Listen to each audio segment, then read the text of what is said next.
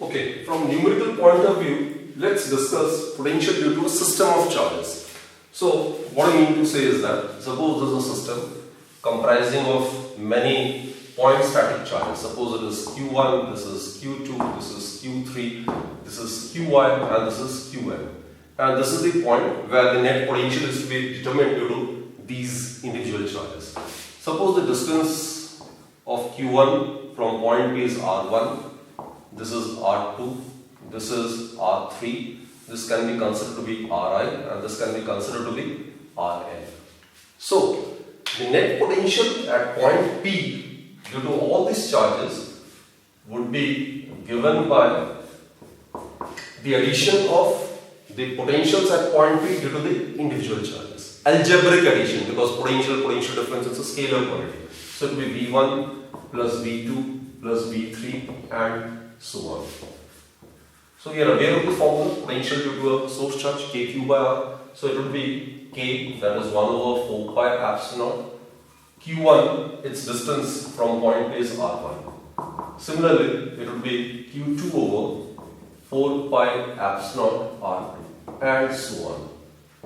So you can take common 1 over 4 pi epsilon.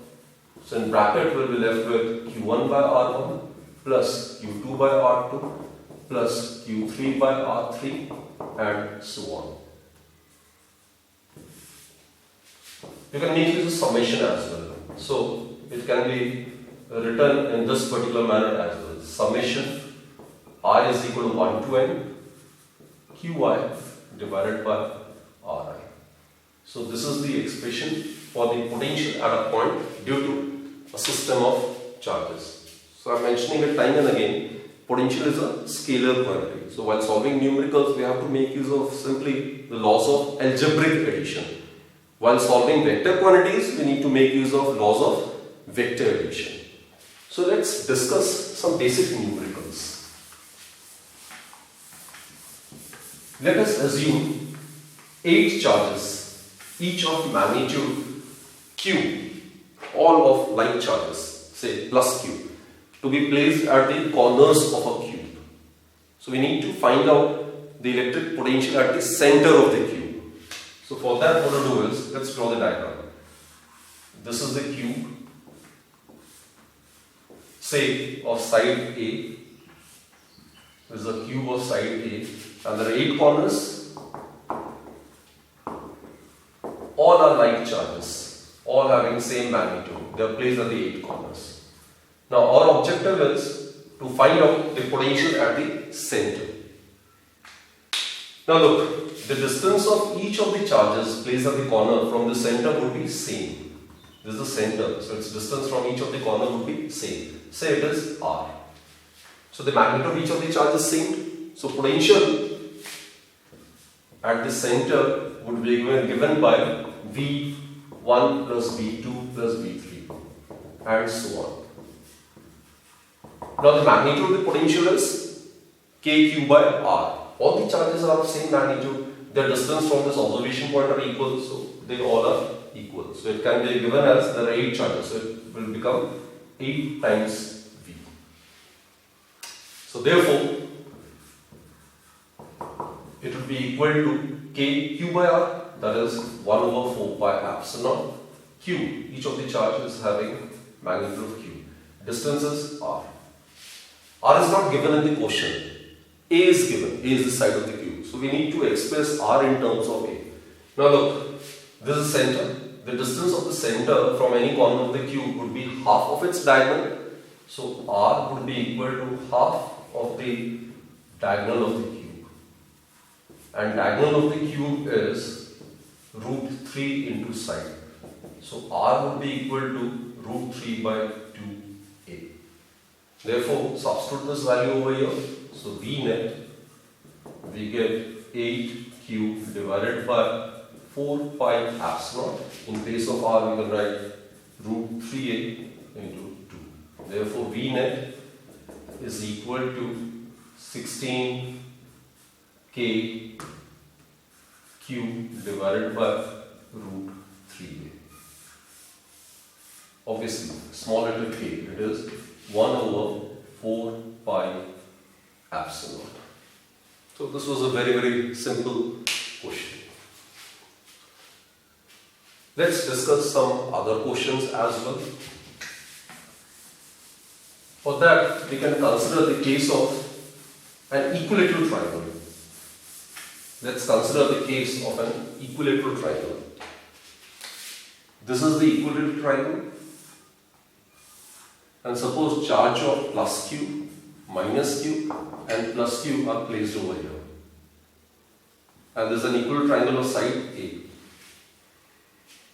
Our objective is to determine the potential at point O. Again, we will make use of the same concept. Net potential at point A, point O would be given by V1 plus V2 plus V3. There are three charges, right? And this is the center of the equilateral triangle. So obviously its distance from each of the three corners would be same.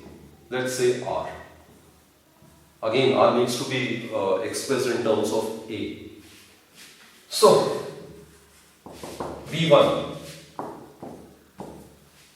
the potential at point O due to this charge, K, Q divided by distance is R, plus V2 is the potential at point O due to this charge, that is again K, Q by R, plus potential at point O due to this charge, K, remember it's a negative charge, no vector diagram, therefore if it's a negative charge, write here minus Q, R.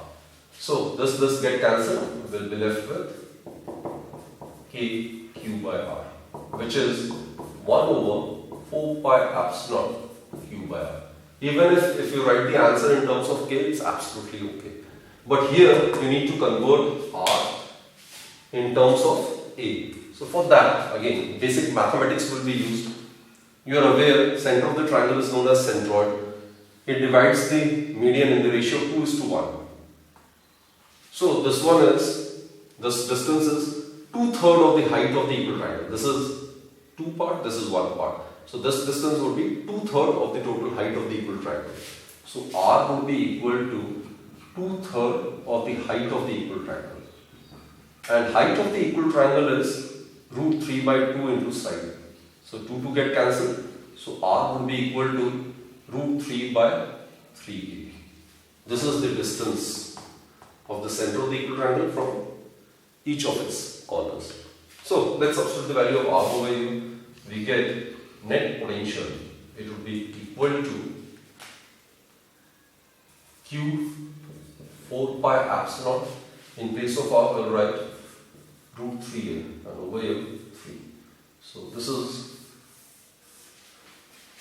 the answer for the net potential at point O due to system of charges.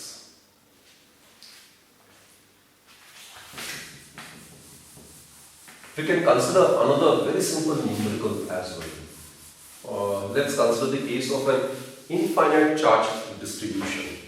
Say this is positive x-axis, this is the origin, and this is suppose 1, 2, 3, 4, 5, 6, 7, 8 and so on. Charges each of magnitude q, suppose they are placed at x equals to 1, 2, 4, 8, 16, 32, 64 and so on, infinite. So charge is placed over here, it is placed over here, then over here and so on. It's an infinite distribution of charge. And our objective is to find out the potential at point O, which is at the origin. So again, we will approach with the same manner. It will be V1 plus V2 plus V3 and so on. So V net, it will be equal to, due to this charge, K Q by distance is 1 unit, then K Q by distance is 2 unit, K Q by distance is 4 unit, K Q distance of this charge from the origin is 8 and so on. So we can take K, small letter K Q as common. So we'll get 1 plus 1 by 2 plus 1 by 4 plus 1 by 8 and so on. Actually, it is in the form of GP, geometric progression. So it can be written as